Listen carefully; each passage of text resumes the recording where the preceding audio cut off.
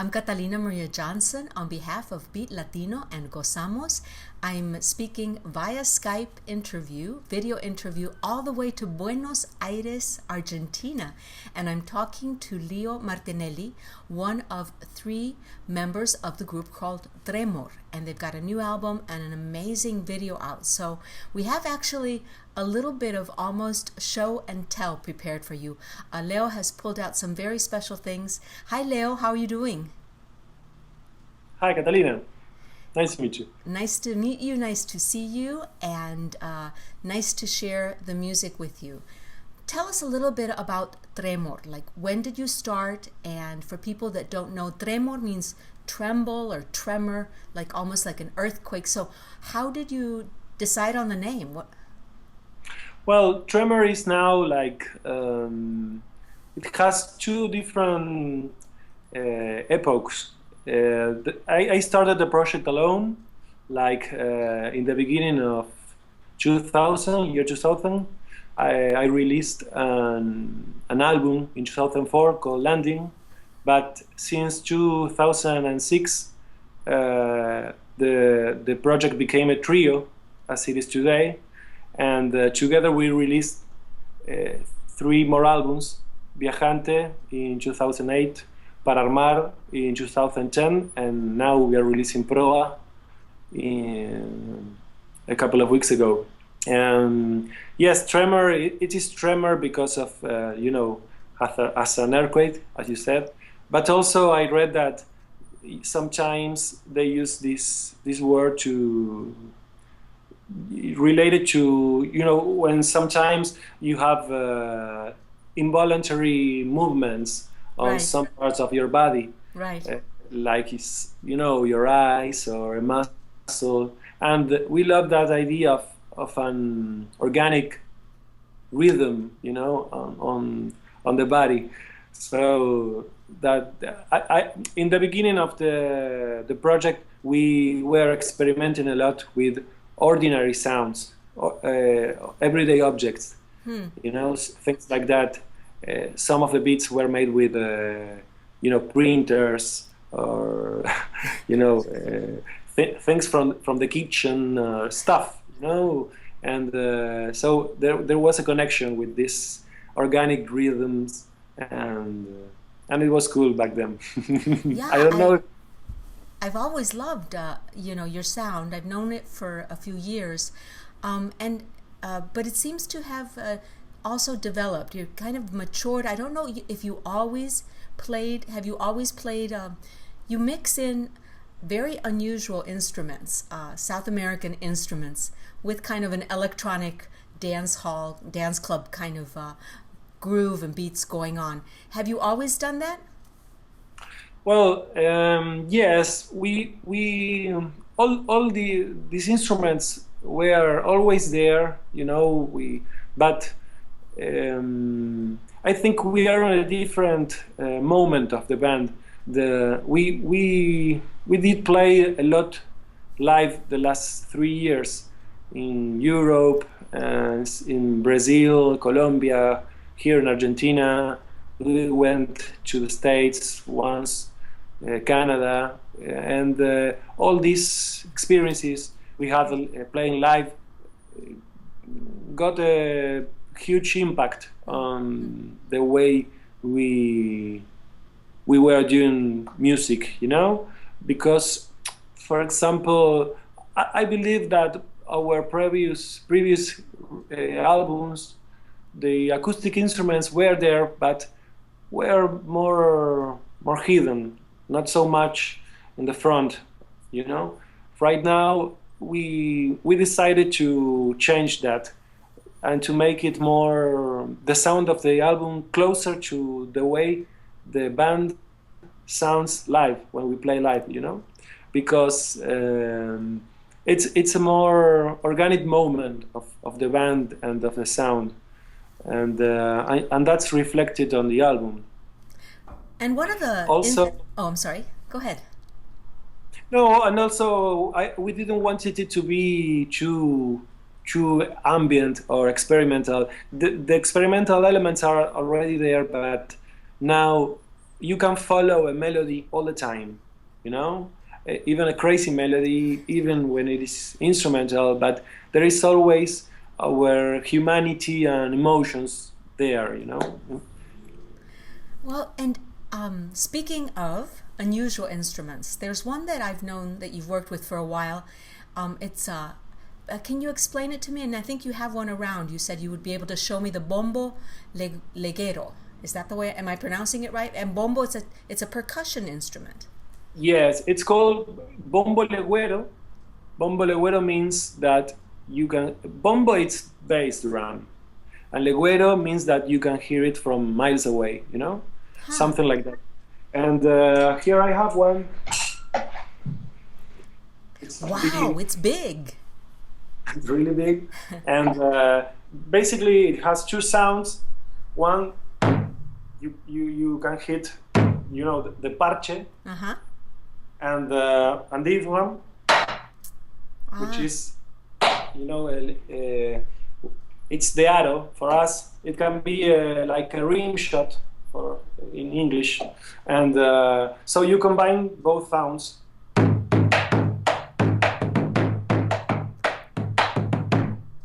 Now the parche looks like is that an animal skin? The top?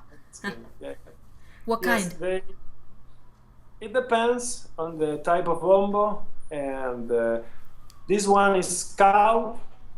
Mine has cow on both sides, but you can find other bombos with also sheep. How do you say oveja? Yeah, sheep. And you know, depending on the skin you use, you get a different sound. Oh, You wow. know, you can get a softer sound or a more powerful sound. To record the album, we used many different type of bombos, different sizes and different, you know, skins on the parche, and we did a very complex setup with different type of bombos. You know, Wow. for us, one of us plays always the bombo live. So for us, it's always a challenge to, you know, to record a full album just with one percussion instrument as the main percussion instrument, you know, and so we are always thinking new ways of using it and to keep the sound fresh, you know. Right. Now tell me, in Argentina, are the bombos used? What are they used for? Are they like in folkloric music, or is it like celebrations? I don't know. It reminds me of something you might use like in a parade, but I don't know if that's what you would use a bombo for. It is very related to folklore music, you know, to almost 80% of our folkloric rhythms are played with the bombo legüero. Oh wow, wow! The Like bombo the legüero, chacarera is chacarera, for example, chacarera is like the in the chacarera the bombo is the star, you know, the groove is the star of that style, you know, and it is chacarera.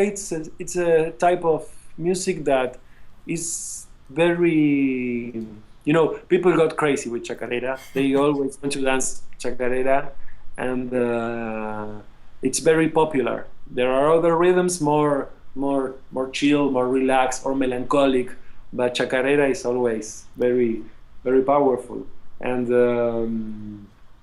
bombo, it's like it's related to a mix of cultures. You know, in the beginning of the, you know, like 200 years ago or more, because it has to be with some African influence we have, plus the gauchos from the Pampas. It is a mix, you know.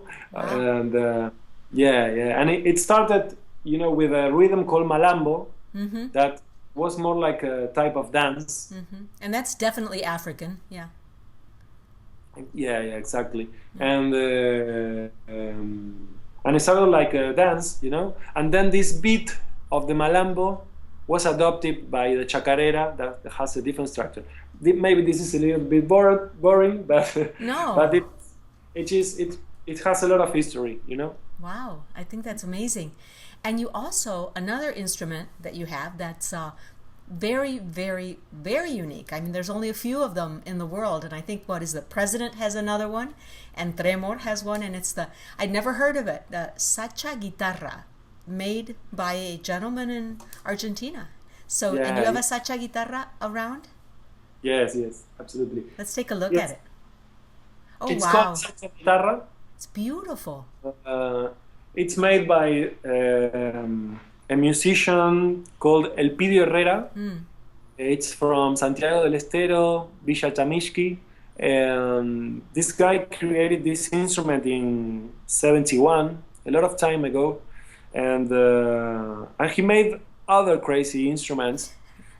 You know, we, yeah, crazy instrument because I had the chance to meet him. You know, he made this especially for us, and he really doesn't have preparation. You know, he's a musician, a very curious person. He grew up on a very poor place of the country, but this guy now is like 65 years old, something like that, and it's a young spirit. You know, it's a very inspired person. It's one of our idols, I think, and so this instrument, you know, this Yeah, wow.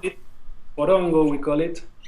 And I don't know if you heard about mate. Oh, the That tea? is, yeah, the tea.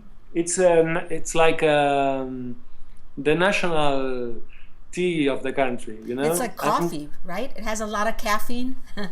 Yeah, it's coffee. It's closer also to tea, as you said, and we drink it from a thing like this, you Uh-huh. know. This little thing, it's the same thing, but this is bigger. Oh, oh wow. So it's like a gourd, like a calabaza kind of thing? Yeah, something like that. Yeah, Ah. absolutely. And so this instrument is a mix between something like a mandolin, has 5 strings, but also has this little, like, how do you call it? When you play the violin, you use Oh, a right, right. This, I think, I don't know, but the bow. stick of the violin or the bow of the violin. That's it. Exactly. It has a little bow, so you can play both. You know, you can play it like a mandolin, but also you can play it using the bow. Oh,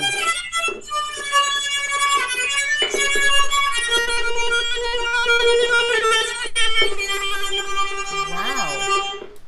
So That's amazing. I really like it because it's sweet in a way, but it is also raw. Like the thing I like about folklore and roots music is that modern music is always very, it has to sound perfect and stylish, and has to be cool, but folkloric musics are more rustic in a way, because it was created, most of the time it was created with a different input. It wasn't about selling records. It was about people getting together and communicating with Right, each other, right. and sometimes some of the sounds we love from the north of Argentina, like the Andes Mountains and stuff, are like very ancient and has like a spiritual vibe also, like a religious thing. I'm not any religion in particular, but I mean these guys created this music to communicate, or to communicate with the mother nature, for example. So I like to explore with that, with a contemporary point of view, but trying to rescue, that things. And this instrument has both characteristics. It can be sweet, but it is also raw in a way that I like. You know. Yeah, well, that's interesting that you mentioned that with your music, because The last album, the very last one that just came out, Huella, Proa, and the song Huella, that's it. Proa, which is also the front part, right, of a ship? Yes. So I thought it was a bit of a magical journey, and Huella certainly, which is the tracks that you leave behind, is one of the meanings of that word. And then the video, which is, I love that singer, the vocalist, I have her name, Micaela Chauque. Wow, beautiful vocals. And it has a very journey, magical quality to it. So tell us a little bit about kind of the vision of Proa, of the album, and of that song in particular, Huella. Well, the album name came because of two references from, one is from a poem and one is from an old magazine, literary magazine from the 1920s, directed by Jorge Luis Borges, which is a very important writer from Argentina, and I found both things with a difference of a week. In a week I got in front of me with these two references, and I felt a huge connection with the things we were doing. Both authors were very young when they wrote all this stuff, and they were very fascinated with the Gauchos world, Gauchos from the Pampas, okay. They had the this Argentinian cowboys, I mean, in a way. Exactly. Right. Exactly. These guys were from the city, but they had this fascination with all this world, and I feel connected with that because in this modern world where we live in big cities with all this technology, me and Gerardo and Camilo, my partners in Tremor, we have all this fascination with this ancient world that it is already there, but some part is there, but some other stuff it's disappearing, So we felt a connection with these young people from 100 years ago, and regarding Huella, we are very happy with that song too, because it is a collaboration with Micaela Chauque, which is a friend of us, and she lives in the north of the country, and when she's here in Buenos Aires, we always get together and to hang around, but also we always play music and record. We have a lot of stuff recorded that it is still unreleased. And this song is part of one of those jams together, and it felt always so organic, the way it was created. That and she's she's amazing. She has a beautiful voice, but also, as I said before, what I like about her is that she's not the cliche of the great singer that sings perfectly. I felt like she has, true on what he says and the way he says it, It's not only about singing, being Christina Aguilera, what I mean, a perfect singer. It's about, this power of true. I don't know how to explain it, but. Well, it's interesting because I mean, I think a lot of your music has that kind of that sense of, that sense of sharing something beyond the music, and kind of maybe, like you're saying, recapturing some of the magic of ancient worlds, and keeping it alive in this, urban chaos that we're all a part of. And you're doing it by going very acoustic and organic, and then by being very electronic all at the same time. Absolutely.